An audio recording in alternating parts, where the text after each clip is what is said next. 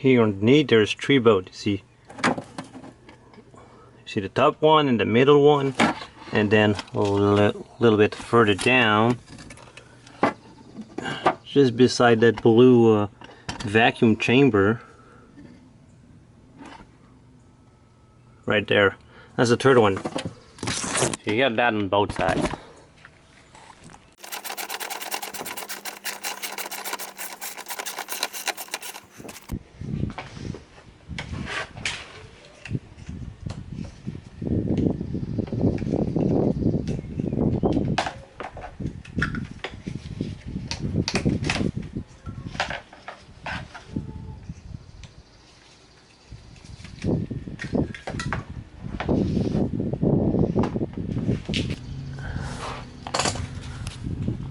Now I'm gonna drain the coolant, and I'm doing it here next to this T-junction here, because this side is gonna be the one that's gonna be flipping away from the car to reach the timing belt. It's easier that way, because on the other side you can leave the AC lines on and you don't have to refill your Freon. Well, R134. So I'm gonna be draining here.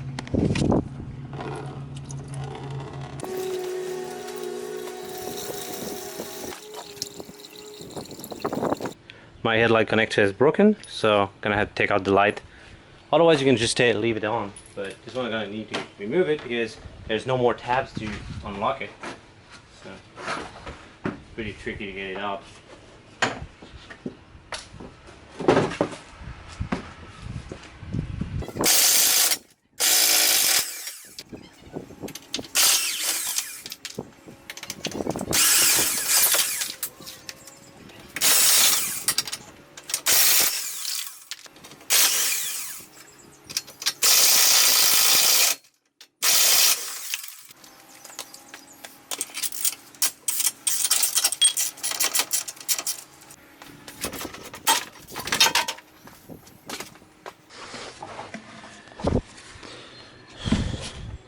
Cooling tube here, push it down.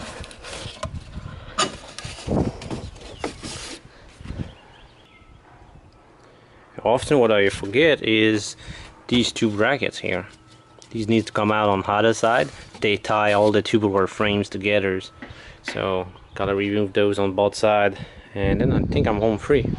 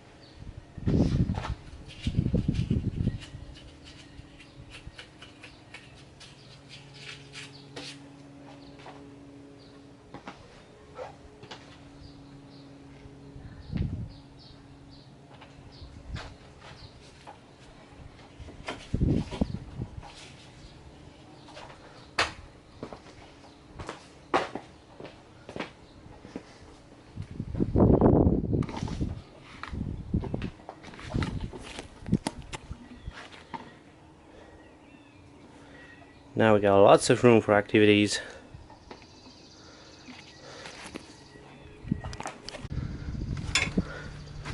Once you got that gap here, it's much easier to go in there with your screwdriver and get this tab off and pull that thing out.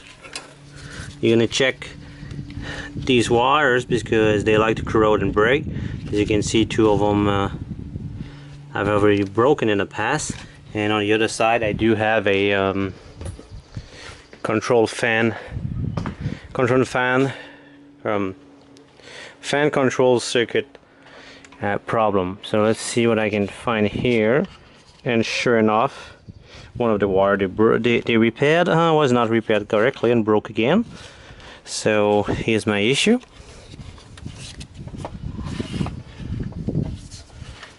Pretty much that could Guess that could stay there, but I want more room, so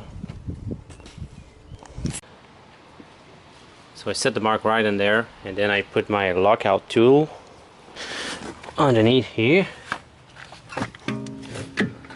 And it goes, and there's my lockout tool. It's the black with a 10 mil, the black cylinder with a 10 mil bolt on top, and at the bottom there's a shiny bolt. That's the where the bracket of those two pipes used to go. So you remove that 10 millimeter, and then that one there, which was on right next to the oil pan, so you can drop that down and you can insert the tool easier. And now the engine's crankshaft is locked, and I can already tell that who did my timing belt last time did not do it properly and did not separate the sprocket from the camshafts, as this bar will not fit.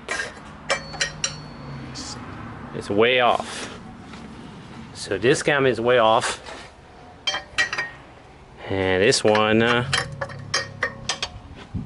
not too bad, but it's still off. So yeah, you gotta separate the sprockets. If you don't do it, you're not doing it properly. And maybe I was missing out on some power too. So that's done.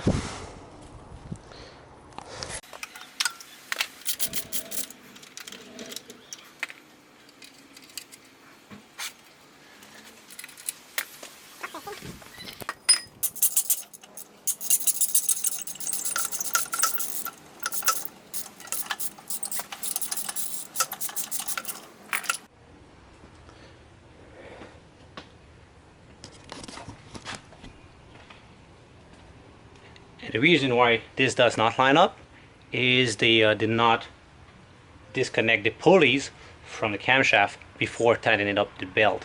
You have to separate these two and tighten up the belt, and then you tighten up that nut again, so that way when you tighten it up it doesn't move the cams. The cam needs to be held up parallel.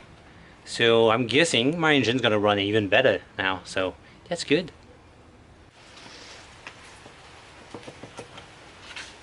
There she is.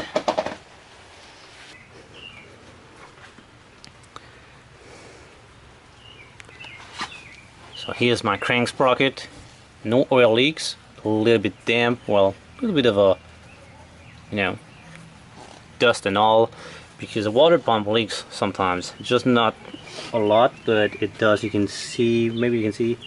Yeah, you see. It's a bit wet down there, and it leaks a little bit. So that's where all the crud here comes from. It's the dust from everything just sticking to the little drips of Prestone. Thermostat is right here underneath the cover.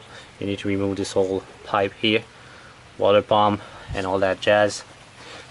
And next is gonna be the tensioner here. This one is shot, so sometimes it clicks on a startup, click click click click click click click, and sometimes it'll throw a 1, 2, 3, 4 cylinder misfire. So that's this guy, and especially since this is not timed right, so the whole engine is out of tune, and it was running just fine. So go figure. Very stout engines.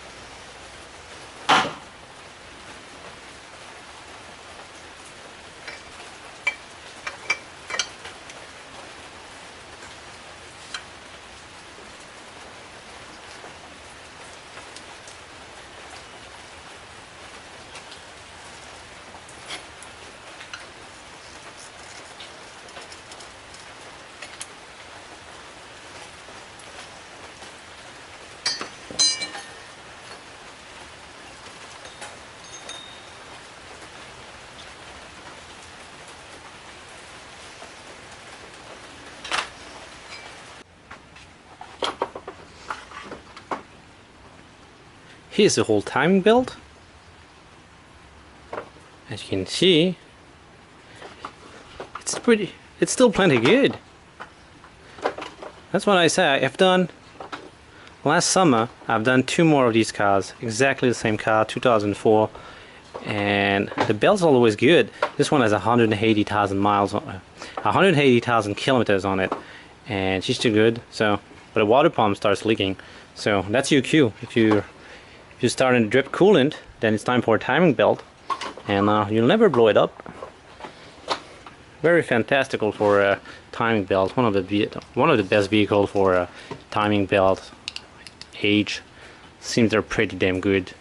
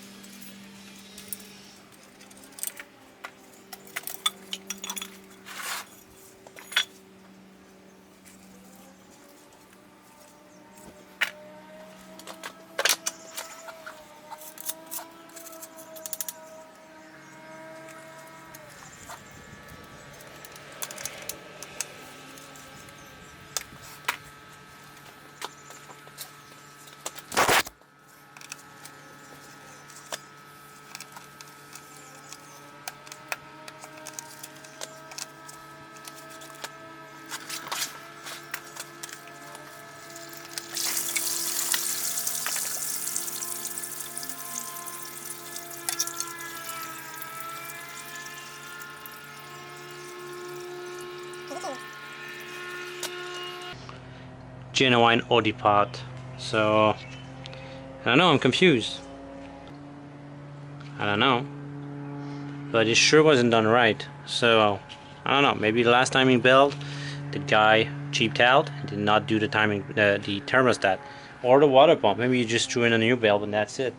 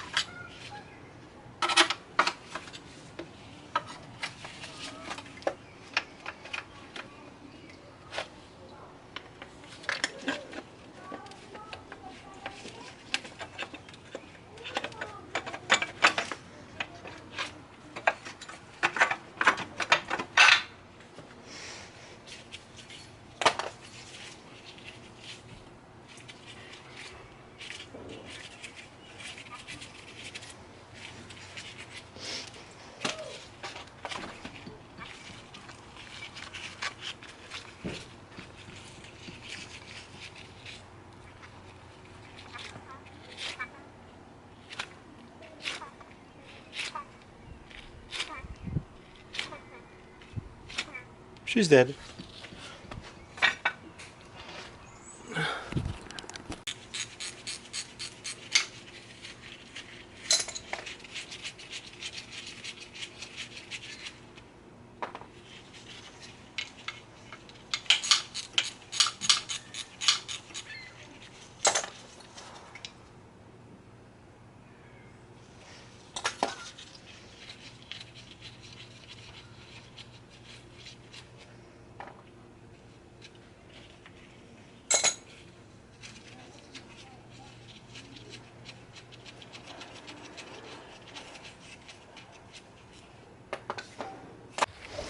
Is the opposite, so I'm gonna put it the way the manufacturer put it, and it should be good.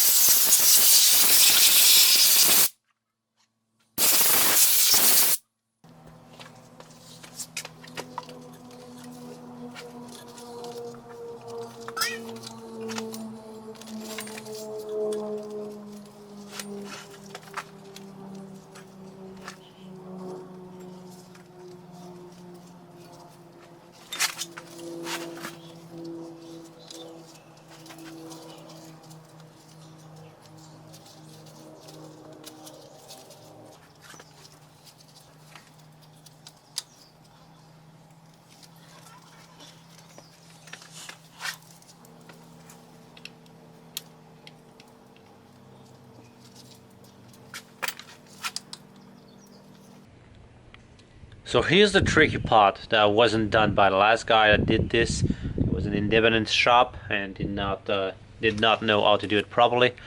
This engine is not timed by the sprocket. You see there's a dot here.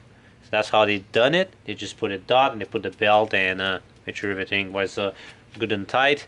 But that's not how it's done. The sprocket has nothing to do with the cam timing or where the cam is in this engine. You have to decouple those from the camshaft and then you tighten up the belt, because when you tighten it up it's gonna rotate. Everything's gonna rotate a little bit. That's why this cam was 3 degree out and that one was 6 degree out, because they did not do that. They just put the belt on. When they tightened it up, it moved a bit and said, well, they figured it was fine. It's not fine. We gotta decouple it. So I'm gonna remove the big nut here. Gonna need our bar. It's gonna serve as our pry bar.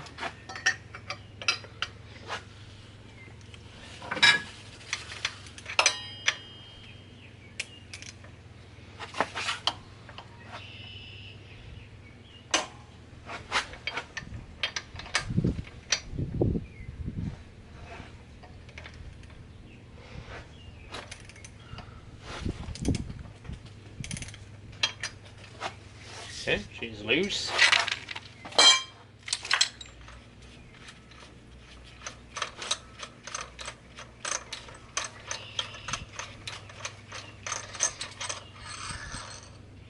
So the keeper here is what holds the cam. You see it's got a D shape on it. This is what tells where the camshaft is. And not the sprocket. Sprocket has nothing to do with it. Now here your puller goes on the inner hub and not on the spokes. You don't want to bend that. Put the bolt back on. Now it's going to spin on the shaft.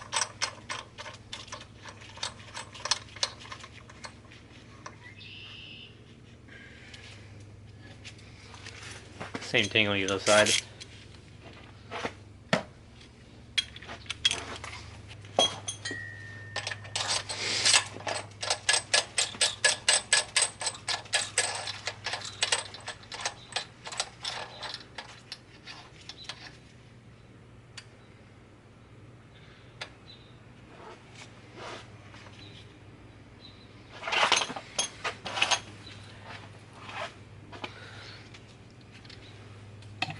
Okay,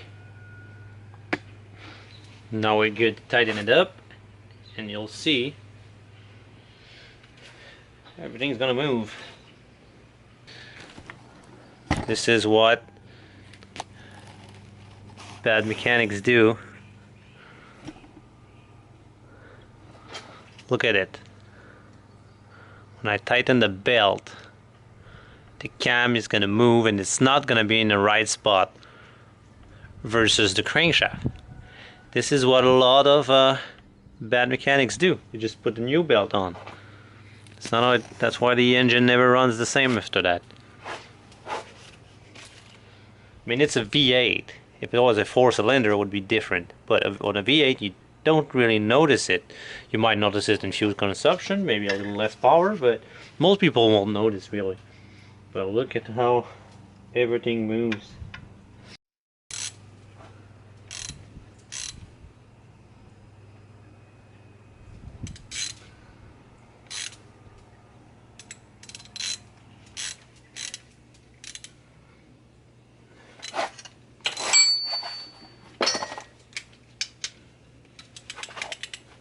Putting a good amount of tension on it, but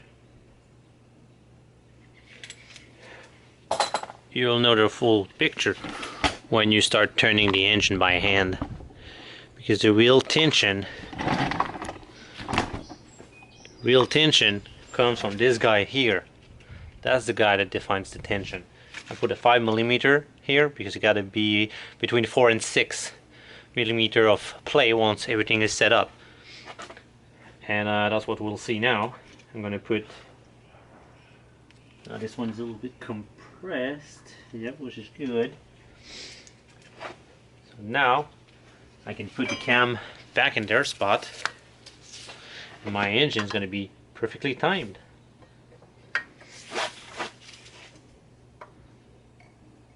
This one goes here and that one goes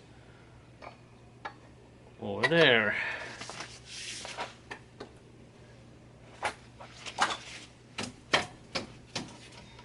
Okay.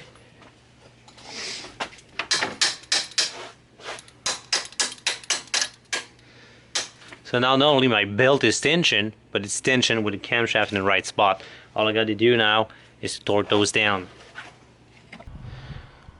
Okay, so I put the cams back in place, tighten them back to the sprockets, and my pin here, I'm still using this 5mm here on the pin, putting tension on the pin. It's just the right thickness. It's not touching both sides, so it's still resting. The force is still, you know, on that tensioner. So what I'll do, I'll remove the cam lockout, and the crank lockout. I'll do 2 turns. If this is still pretty much 5mm spacing here, I know I'm fine. It's between 4 and 6 it should be. Otherwise, I have to readjust my preliminary tension here.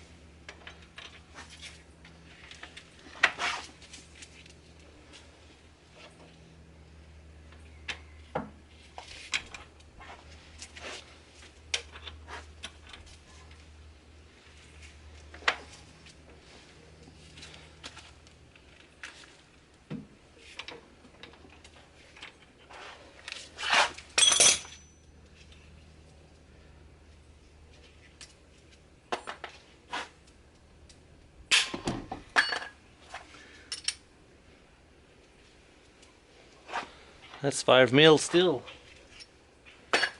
Do 2 more turns.